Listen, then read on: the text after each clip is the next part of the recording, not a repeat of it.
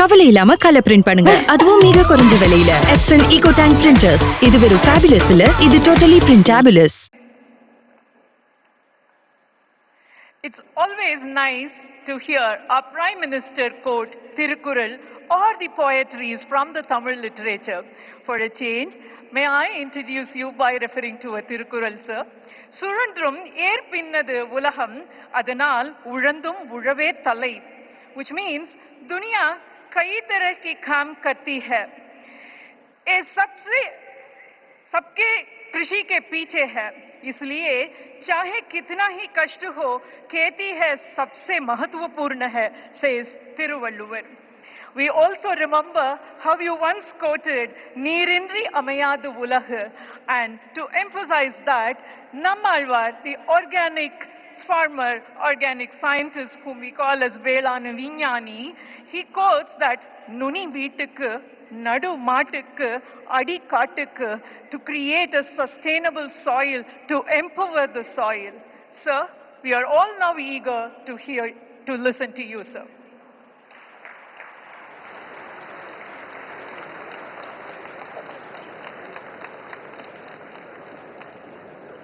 வணக்கம்.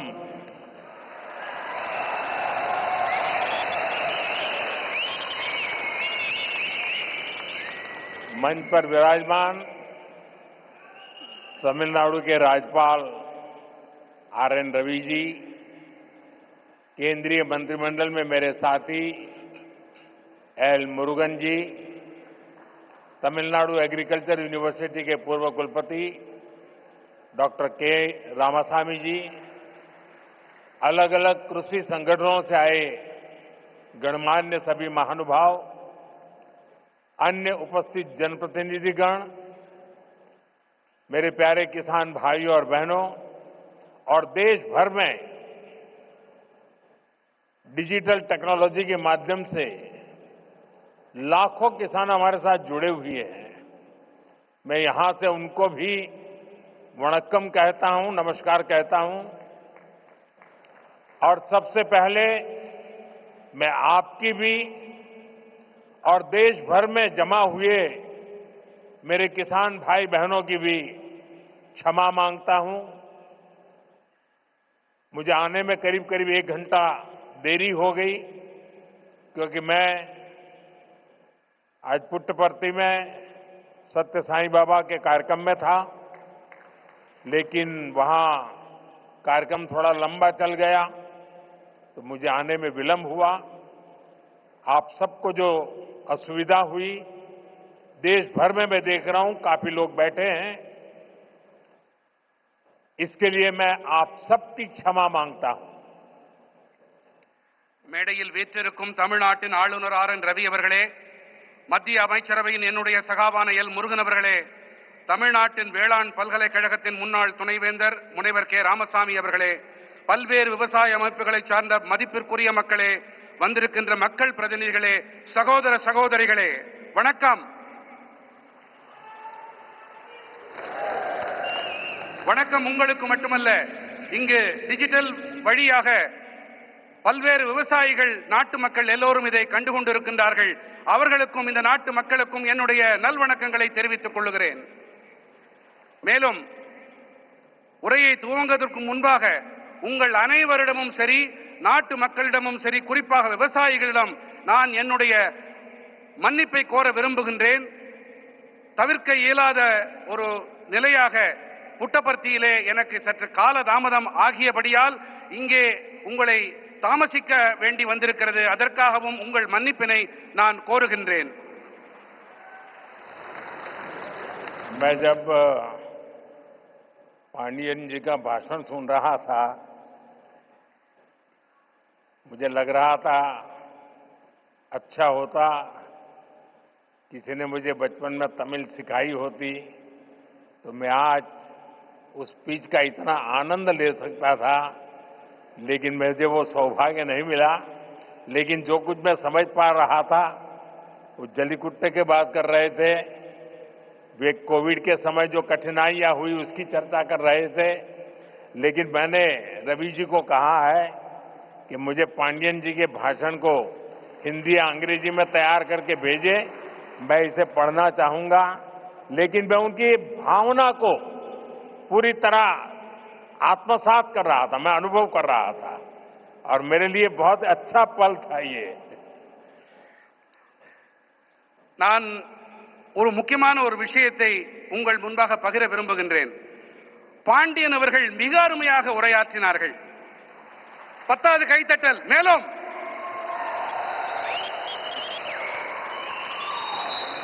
அவருடைய உரையை தமிழிலே இருந்ததால் என்னால் முழுமையாக புரிந்து கொள்ள முடியவில்லை. சிறுவயதில் நான் தமிழையும் கற்றிருக்கலாமே என்று அடிக்கடி நினைப்பதுண்டு. இன்று பாண்டியன் அவர்களுடைய உணர்வுமயமான இந்த உரை அந்த முழுமையாக அதை புரிந்து கொள்ள முடியவில்லை என்றாலும் அந்த உணர்வு என்னை தொட்டது. மாண்புமிகு ஆளுநர் ரவி ஐயா அவர்களிடம் நான் விண்ணப்பித்திருக்கிறேன். பாண்டியன் அவர்கள் ஐயாவுடைய உரையை அதனை ஹிந்தி மொழியிலே அல்லது ஆங்கிலத்திலே மொழியாக்கம் செய்து எனக்கு தெரிவித்துக் கொடுக்குமாறு அவரிடம் விண்ணப்பித்திருக்கிறேன். जब मैं यहां मंच पे आया तो मैं देख रहा था काफी किसान भाई बहन वो अपना गमछा घुमा रहे थे, तो मुझे लग रहा था कि बिहार की हवा मेरे आने से पहले पहुंच गई है. நான் இங்கே மேடையிலே வந்தபோது பல விவசாய வேளாண் குடிமக்கள் தங்களுடைய மேல் துண்டை அவர்கள் சுழற்றிக் கொண்டிருந்தார்கள். பீகாருடைய காற்று இங்கேயும் வீசுகிறதோ என்று என் மனம் அவாவியது.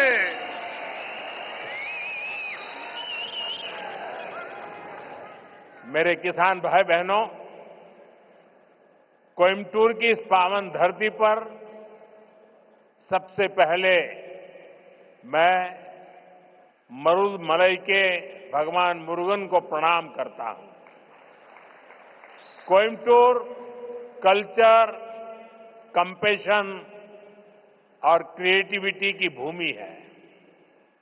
ये शहर अपनी दक्षिण भारत की उद्यम शक्ति का पावर सेंटर है. கோயமுத்தூரின் இந்த புனிதமான மண்ணிலே மருதமலையில் குடிகொண்டிருக்கும் ஐயன் முருகனை நான் முதன்மையாக தலை வணங்குகின்றேன். கோயம்புத்தூர் என்பது கலாச்சாரம், கனிவு, கவின் படைப்பு திறன் ஆகியவற்றை தனக்கு சொந்தமாக்கிக் கொண்ட பூமி. இந்த நகரமானது தென் பாரதத்தின் தொழில் முனைவு ஆற்றலின் சக்தி பீடம். यहां का टेक्सटाइल सेक्टर देश की इकोनॉमी का बहुत बड़ा कंट्रीब्यूटर है और अब तो कोयम्बटूर एक और मायने में विशेष बन गया है. यहां के भूतपूर्व सांसद सीपी राधाकृष्णन जी अब उपराष्ट्रपति के तौर पर हम सबका मार्गदर्शन कर रहे हैं. இங்கே இருக்கும் ஜவுளித்துறை தேசத்தின் பொருளாதாரத்திற்கு பெரும் பங்களிப்பு அளிக்கக்கூடியது. மேலும் இப்போது கோயம்புத்தூர் மேலும் ஒரு காரணத்தால் சிறப்பு பெறுகிறது. இங்கே நாடாளுமன்ற உறுப்பினராக இருந்த சிபி ராதாகிருஷ்ணன் அவர்கள் இப்போது துணை குடியரசுத் தலைவராக நம் அனைவருக்கும் வழிகாட்டிக் கொண்டிருக்கின்றார். साथियों, नेचुरल फार्मिंग एक ऐसा विषय है जो मेरे दिल के बहुत करीब है. मैं तमिलनाडु के सभी किसान साथियों को south India natural farming summit के इस अभूतपूर्व आयोजन के लिए शुभकामनाएं देता हूं. और अभी मैं प्रदर्शनी देखने गया था. मुझे बहुत किसानों से बातचीत करने का सौभाग्य मिला और कोई मैकेनिकल इंजीनियरिंग करके पीएचडी करके खेती कर रहा है, कोई नासा में चंद्रयान का काम करते करते छोड़ करके खेती कर रहा है और खुद खेती करता है। इतना ही नहीं, अनेक किसानों को वो तैयार कर रहे हैं, नौजवानों को ट्रेन कर रहे हैं। मुझे आज सार्वजनिक रूप से स्वीकार करना होगा, अगर मैं आज इस कार्यक्रम में न आया होता तो मैंने मेरी जिंदगी में बहुत कुछ गंवाया होता और आज मैंने यहां आकर के बहुत कुछ सीखा है। मैं अब मन से तमिलनाडु के किसानों की जो हिम्मत है, परिवर्तन को स्वीकार करने की उनकी जो ताकत है, उसको 100 सलाम करता हूं। நண்பர்களே, இயற்கை விவசாயம் என்பது விசேஷமான ஒன்று. இது என் இதயத்துக்கு மிகவும் நெருக்கமானது. நான் தமிழ்நாட்டின் அனைத்து வேளாண் குடிமக்களுக்கும் நண்பர்களுக்கும் தென்னிந்திய இயற்கை விவசாய மாநாட்டின் பொருட்டு என் மனம் கனிந்த நல்வாழ்த்துக்களை தெரிவித்துக் கொள்கிறேன். அடுத்ததாக, இங்கே மேடைக்கு வருவதற்கு முன்பாக நான் அங்கே காட்சிப்படுத்தப்பட்டிருக்கும் பல்வேறு அரங்குகளை சென்று பார்த்தேன். ஒருவர் இயந்திர பொறியியலில் முனைவர் பட்டம் பெற்ற பிறகு விவசாயத்திற்கு வந்திருக்கிறார். ஒருவர் இஸ்ரோவை விட்டுவிட்டு, அந்த வேலையை விட்டுவிட்டு இங்கே வேளாண் தொழிலை புரிய வந்திருக்கின்றார். இவர்களுடைய இந்த பணி கருத்தூக்கம் அளிக்க வல்லது. இவர்கள் மட்டும் கருத்தூக்கம் தங்களுக்கு அளித்துக் கொள்ளவில்லை, இவர்கள் மற்றவர்களுக்கும் உத்வேகம் அளிக்கின்றார்கள், அவர்களுக்கும் பயிற்சி அளித்து வேளாண் தொழிலை முன்னெடுத்து செல்லுகின்றார்கள், புதிய புதிய உத்திகளையும் வழிமுறைகளையும் கைக்கொண்டு. ஒருவேளை நான் இங்கே வாராது போயிருந்தால் நான் பல விஷயங்களை தெரிந்து கொள்ளாமல் போயிருப்பேன், என்னுடைய கற்றல் குறைந்து போயிருக்கும். இந்த வேளையிலே நான் தமிழ்நாட்டின் வேளாண் பெருமக்களுக்கு என்னுடைய மனம் நிறைந்த பாராட்டுக்களை உங்களுடைய துணிச்சலுக்காக காணிக்கையாக்குகின்றேன். यहां किसान भाई बहन, एग्रीकल्चर साइंटिस्ट, इंडस्ट्री से जुड़े साथी, स्टार्टअप और इनोवेटर्स सब एक साथ जुटे हैं। मैं आप सभी का बहुत बहुत अभिनंदन करता हूं.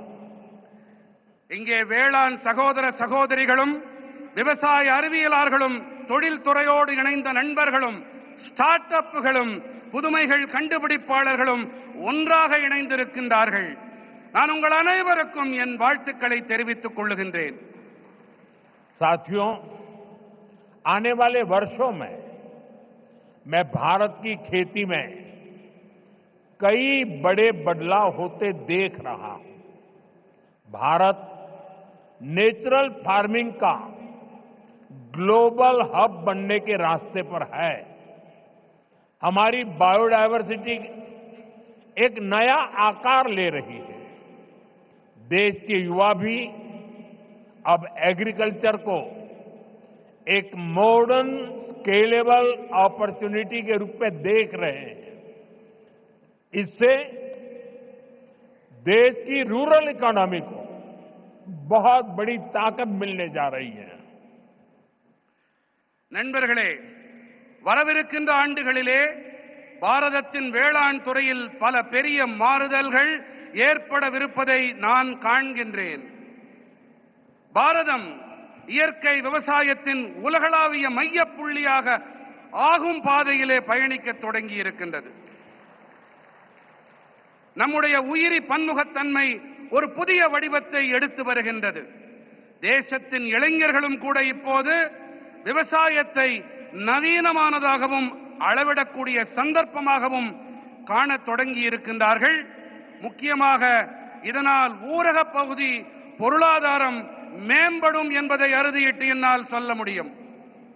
मेरे किसान भाई बहनों, बीते 11 वर्षों में देश के पूरे कृषि सेक्टर में बहुत बड़ा परिवर्तन हुआ है। हमारा एग्रीकल्चरल एक्सपोर्ट करीब करीब 2 गुना हुआ है। खेती को आधुनिक बनाने के लिए सरकार ने किसानों को मदद देने का हर रास्ता खोला है। நண்பர்களே, கடந்த 11 ஆண்டுகளிலே தேசத்தின் ஒட்டுமொத்த வேளாண் துறையிலும் ஒரு மிகப்பெரிய மாற்றம் ஏற்பட்டிருக்கின்றது. நம்முடைய வேளாண் ஏற்றுமதி கிட்டத்தட்ட இரட்டிப்பாகி இருக்கிறது. விவசாயத்தை நவீனப்படுத்த அரசாங்கம் விவசாயிகளுக்கு உதவி புரிய தேவையான அனைத்து வழிகளையும் திறந்து விட்டிருக்கின்றது. किसान क्रेडिट कार्ड अकेले केसीसी से ही इस साल किसानों को 10 लाख करोड़ रुपए से ज्यादा की मदद दी गई है। ये 10 लाख करोड़ आंकड़ा बहुत बड़ा है। 7 साल पहले पशुपालकों और मछली पालकों को केसीसी की सुविधा मिलने के बाद वो भी इसका जमकर लाभ उठा रहे हैं। बायो फर्टिलाइजर पर जीएसटी कम होने से भी किसानों को बहुत फायदा हुआ है। விவசாயிகள் கடன் அட்டை மூலமாக மட்டுமே இந்த ஆண்டு விவசாயிகளுக்கு 10,000 கோடி ரூபாய்க்கும் அதிகமான உதவிகள் அளிக்கப்பட்டிருக்கின்றன. 7 ஆண்டுகளுக்கு முன்பாக கால்நடை பராமரிப்பாளர்களுக்கும் மீன் வளர்ப்பாளர்களுக்கும் இந்த விவசாய கடன் அட்டை வசதி கிடைத்த பிறகு அவர்களும் கூட இதனால் நிறைவான பலன்களை பெற்று வருகின்றார்கள். உயிரி உரங்கள் மீதான ஜிஎஸ்டி வரியை குறைக்கப்பட்டதாலும் விவசாயிகளுக்கு அதிக ஆதாயங்கள் கிடைத்திருக்கின்றன. साथियों, अभी कुछ ही देर पहले इसी मंच से हमने देश के किसानों को पीएम किसान सम्मान निधि की अगली किस्त जारी की है। देश के कोने कोने में किसानों को 18,000 करोड़ रुपए ट्रांसफर हुए हैं। यहां तमिलनाडु के भी लाखों किसानों के खाते में पीएम किसान सम्मान निधि के पैसे पहुंचे हैं। நண்பர்களே, இப்போது சற்று நேரம் முன்பாக இந்த மேடையிலிருந்து தேசத்தின் விவசாயிகளுக்கு பிரதம மந்திரி விவசாயிகள் கௌரவ கொடையின் அடுத்த தவணை கொண்டு சேர்க்கப்பட்டது. தேசத்தின் அனைத்து மூலைகளில் இருக்கும் விவசாயிகளுக்கும் 18,000 கோடி ரூபாய் பரிமாற்றம் செய்யப்பட்டிருக்கின்றது. இங்கே தமிழ்நாட்டிலும் கூட பல லட்சம் விவசாயிகளின் வங்கிக் கணக்குகளிலும் பிரதம மந்திரி விவசாயிகள் கௌரவ கொடை அளிக்கப்பட்டிருக்கிறது. साथियों, अब तक इस योजना के तहत देश के छोटे किसानों को 4 लाख करोड़ रुपए की राशि सीधे उनके बैंक खाते में भेजी जा चुकी है। ये राशि किसानों के खेती से जुड़े अनेक कामों को पूरा करने का माध्यम बनी है। मैं इस योजना के लाभार्थी करोड़ों किसान भाई बहनों को बहुत बहुत शुभकामनाएं देता हूं। நண்பர்களே, இதுவரை இந்த திட்டத்திற்கு உட்பட்டு தேசத்தின் சிறு விவசாயிகளுக்கு 4 லட்சம் கோடி ரூபாய் தொகை நேரடியாக அவர்களுடைய வங்கிக் கணக்குகளிலே செலுத்தப்பட்டாகிவிட்டது. இந்த தொகை விவசாயத்தோடு தொடர்புடைய பல்வேறு பணிகளை நிறைவேற்றிக் கொள்ளும் சாதனமாக விவசாயிகளுக்கு பயனளிக்கிறது. இந்த திட்டத்தால் பயனடைந்த கோடிக்கணக்கான விவசாயிகளுக்கு நான் என் நல்வாழ்த்துக்களை தெரிவித்துக் கொள்ளுகின்றேன். वहां पीछे 2 बालिकाएं प्ले कार्ड लेकर कब से खड़ी है, हाथ उनके थक जाएंगे। मैं सिक्योरिटी के लोगों से कहूंगा कि वो लेकर के, शायद मेरे लिए लेके आई हैं, वो लेकर के मुझे दे दीजिए और आपका जो कुछ भी मैसेज होगा मैं उसको बड़ी गंभीरता से लूंगा। அங்கே கூட்டத்திலே ஒரு சிறுவன் கையிலே ஒரு பதாகையை ஏந்தி கொண்டிருக்கின்றான். அந்த குழந்தையிடமிருந்து பாதுகாப்பு அமைப்பைச் சேர்ந்தவர்கள் அவர்கள் அந்த பதாகையை வாங்கிக் கொண்டு வாருங்கள்.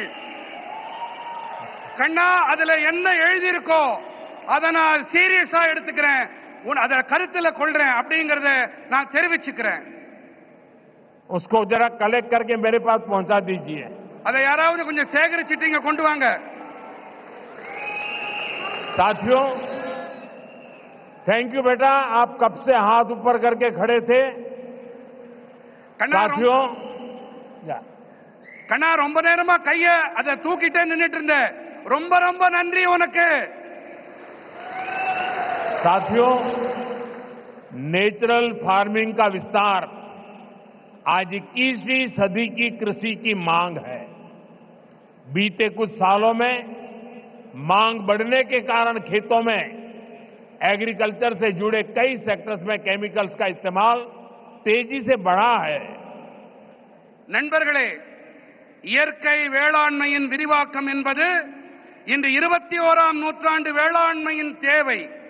கடந்த சில ஆண்டுகளிலே தேவையின் அதிகரிப்பு காரணத்தாலே வயல்களிலே விவசாயத்தோடு தொடர்புடைய பல துறைகளிலே ரசாயனங்களின் பயன்பாடு விரைவாக அதிகரித்து வருகின்றது.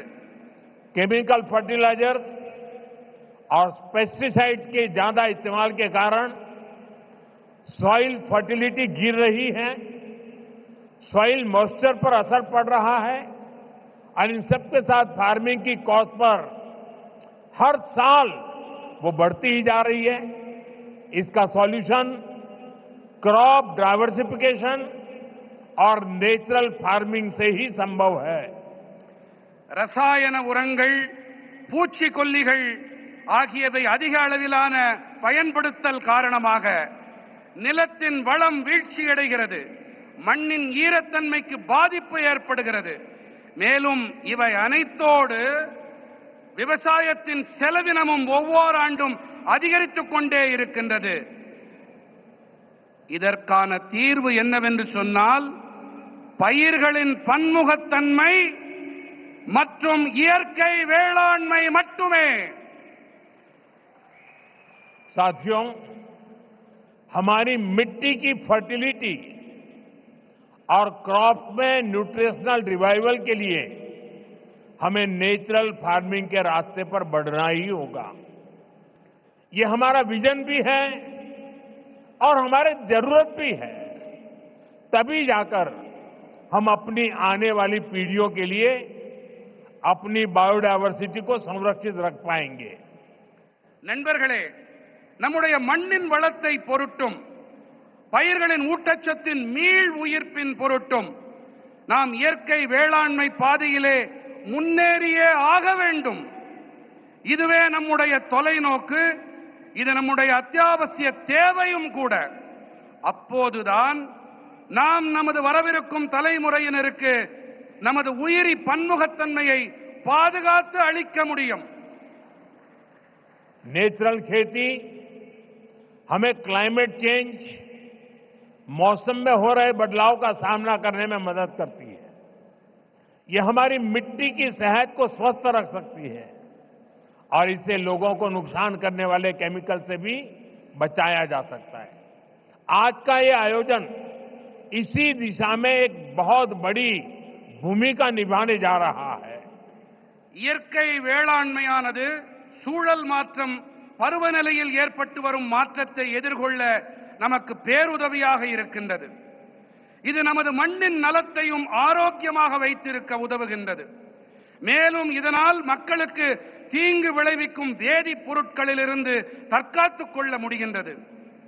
இன்றைய இந்த மாநாடு இந்த திசையினிலே மிகப்பெரிய பங்களிப்பை அளிக்க இருக்கின்றது. साथियों, हमारी सरकार भारत के किसानों को नेचुरल फार्मिंग के लिए भी बहुत प्रोत्साहन दे रही है. एक वर्ष पहले केंद्र सरकार ने national mission on natural farming की शुरुआत की थी. इससे लाखों किसान जुड़ चुके हैं. நண்பர்களே, நமது அரசாங்கம் பாரதத்தின் விவசாய பெருமக்கள் இயற்கை வேளாண்மையை மேற்கொள்ள நிறைய ஊக்கமளித்து வருகின்றது. ஓராண்டுக்கு முன்பாக மத்திய அரசு இயற்கை விவசாய தேசிய நோக்கினை தொடங்கி வைத்தது. இதன் காரணமாக லட்சோப லட்சம் விவசாயிகளால் ஒன்றிணைய முடிந்தது. इसका पॉजिटिव इम्पैक्ट खास तौर पर पूरे दक्षिण भारत पर में दिख रहा है। यहां आज तमिलनाडु में ही करीब 35,000 हेक्टेयर लैंड पर ऑर्गेनिक और नेचुरल फार्मिंग हो रही है। இது ஏற்படுத்திய ஆக்கப்பூர்வமான தாக்கத்தை குறிப்பாக மொத்த தென் பாரதத்திலும் நன்கு காண முடிகிறது. இங்கே தமிழ்நாட்டிலும் கூட சுமார் 35,000 ஹெக்டேர் அளவு நிலத்தில் இயற்கை வேளாண்மை மேற்கொள்ளப்பட்டு வருகின்றது. साथियों, नेचुरल फार्मिंग भारत का अपना स्वदेशी विचार है। यह हमने कहीं से इंपोर्ट नहीं किया है, यानी हमारी ट्रेडिशन से जन्मा है। हमारे पूर्वजों ने तपस्या करके इसको तैयार किया है और ये हमारे पर्यावरण के अनुकूल है। நண்பர்களே, இயற்கை வேளாண்மை பாரதத்தின் சொந்தமான சுதேசி கருத்து. இதை நாம் எங்கிருந்தும் யாரிடமிருந்தும் பெறவில்லை, இறக்குமதி செய்யவில்லை. அதாவது இது நமது பாரம்பரியத்தில் பிறந்தது, நம்முடைய சுற்றுச்சூழலுக்கு உவப்பானது, உகந்தது.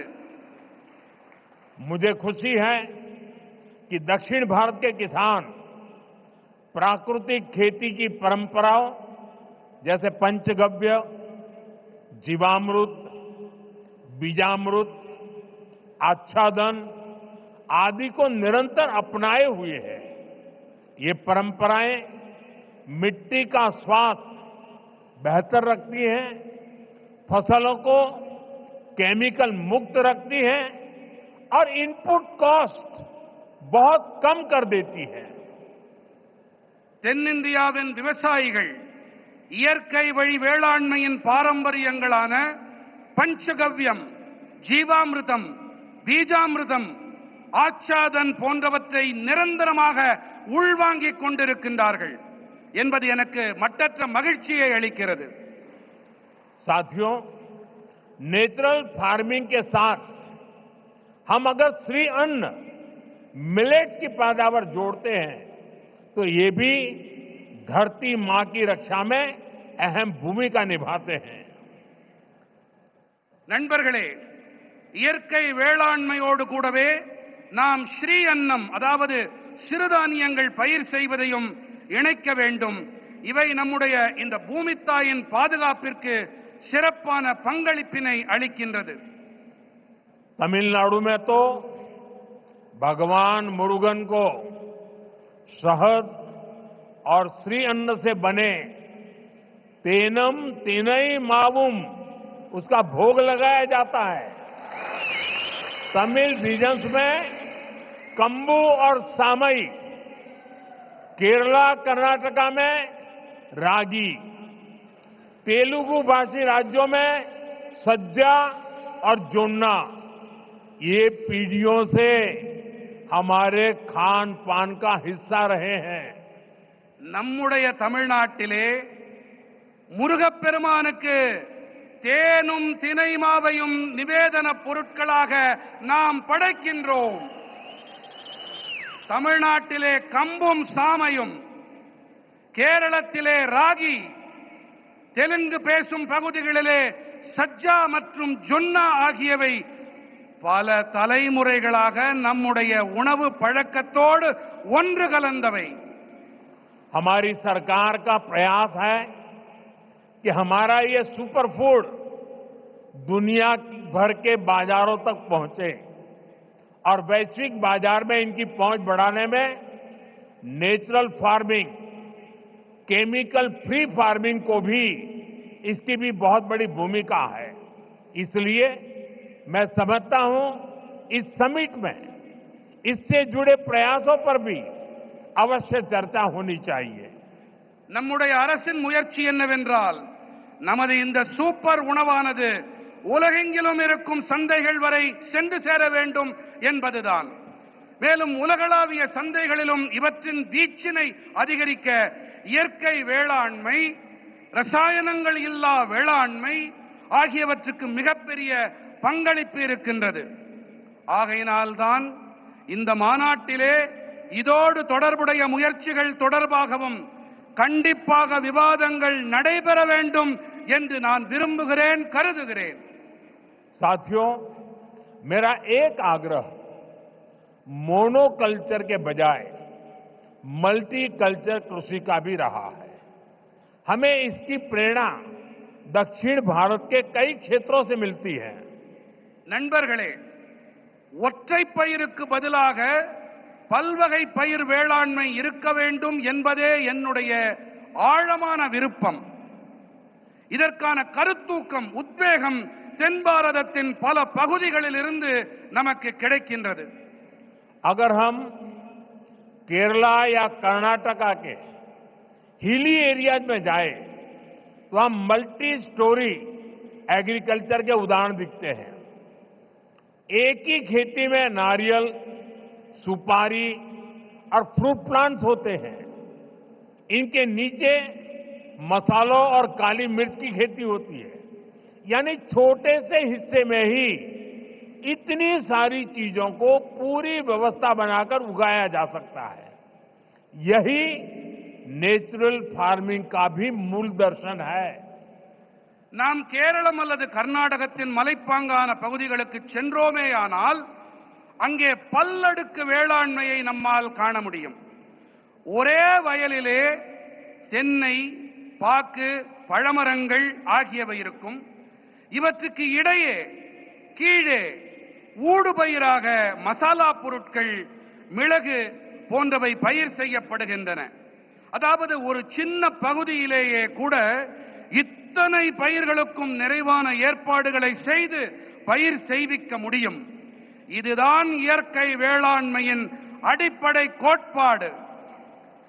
खेती के इस मॉडल को हमें पान इंडिया लेवल पर आगे ले जाना है.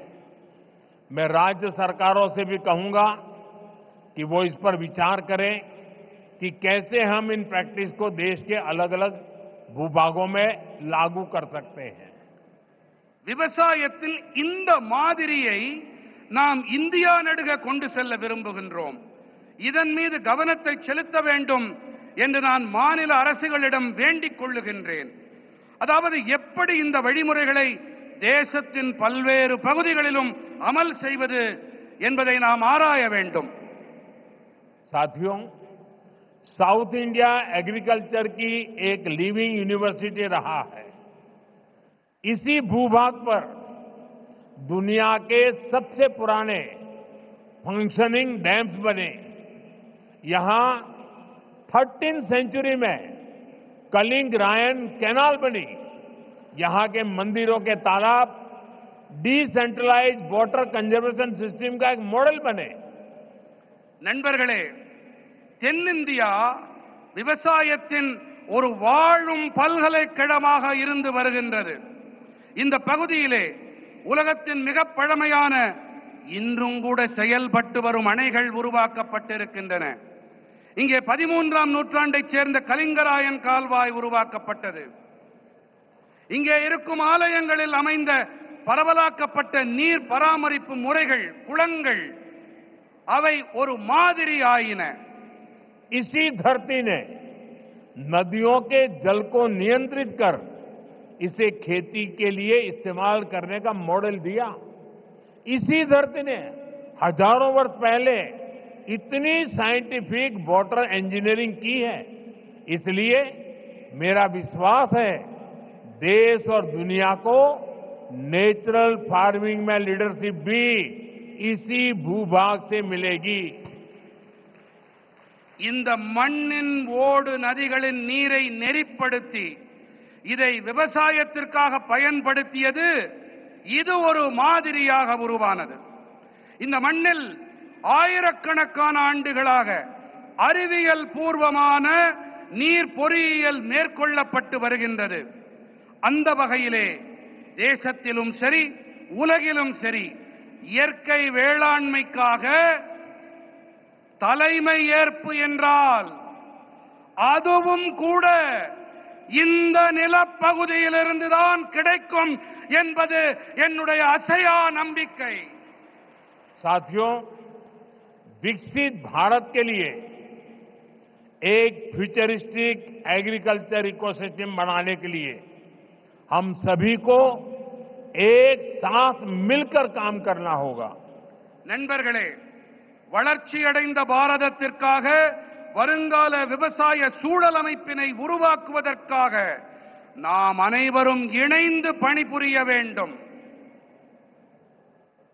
मैं देश भर के मेरे किसान भाई बहनों को, तमिलनाडु के मेरे किसान साथियों से कहूंगा कि आप 1 एकड़ 1 सीजन से शुरुआत करें।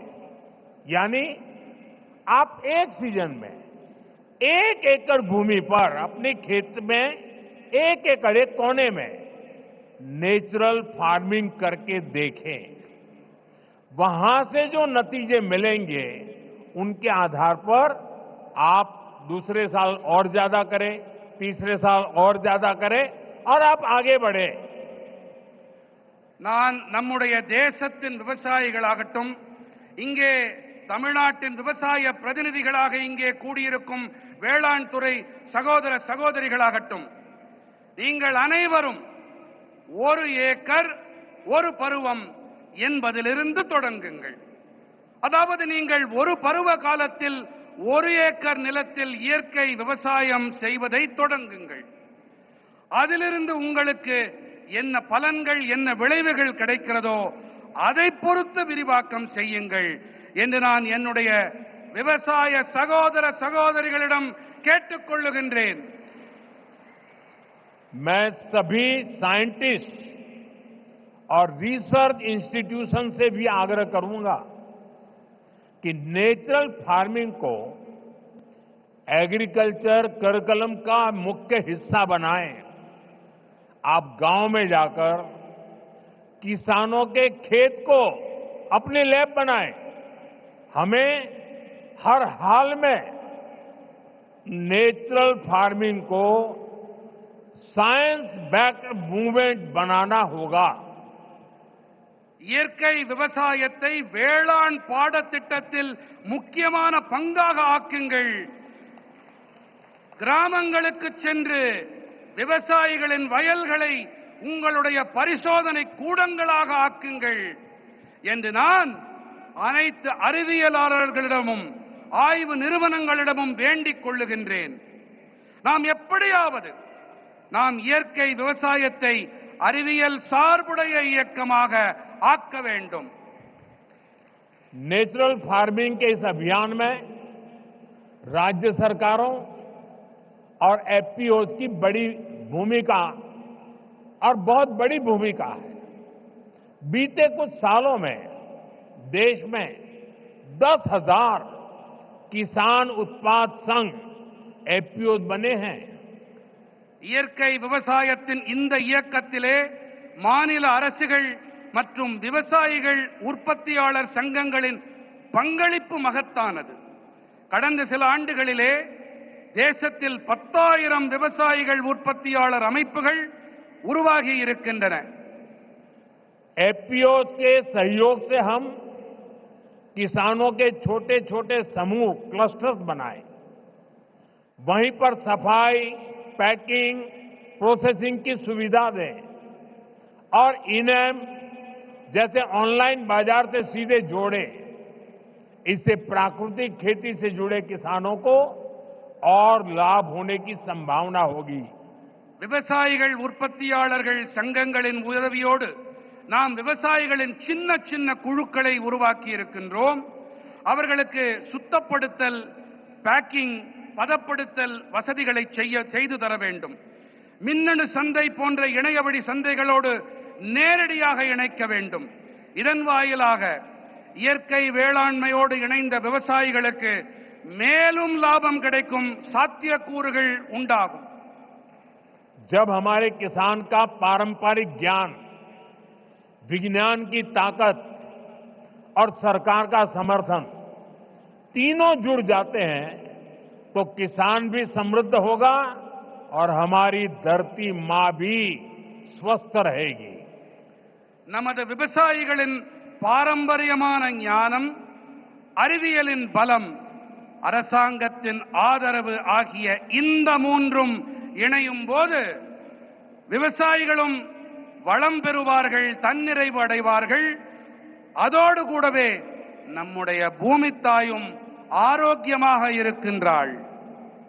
साथियों, मेरा पक्का विश्वास है ये समिट और खास करके हमारे किसान भाई बहनों ने जो नेतृत्व दिया है, इस समिट से देश में नेचुरल फार्मिंग को एक नई दिशा मिलने वाली है. यहां से नए आइडियाज, नए सॉल्यूशंस निकलेंगे. इसी उम्मीद के साथ मैं आप सभी को फिर से बहुत बहुत शुभकामनाएं देता हूं. बहुत बहुत धन्यवाद. எனக்கு ஒரு நம்பிக்கை இருக்கின்றது, மிகப்பெரிய நம்பிக்கை. அது என்னவென்று சொன்னால், இங்கே ஆர்வத்தோடு இந்த மாநாட்டிலே பங்கெடுப்பதற்காக வந்திருக்கும் வேளாண் பெருமக்களும் சரி, உங்களுக்கு தலைமை ஏற்று நடத்தி கொண்டிருக்கும் இந்த தகைமையாளர்களும் சரி, இவர்கள் காரணமாக இந்த மாநாடு தேசத்தின் இயற்கை வேளாண்மைக்கு ஒரு புதிய திசையை காட்டும். இங்கிருந்து உருவாகும் புதிய கருத்துக்கள், எண்ணங்கள் மூலமாக புதிய தீர்வுகள் பிறக்கும். இந்த நம்பிக்கையோடு உங்கள் அனைவருக்கும் பல பல நல்வாழ்த்துக்களை தெரிவித்துக் கொள்கிறேன். நன்றி. मेरे साथ बोले भारत माता की, भारत माता की, भारत माता की. बहुत बहुत धन्यवाद.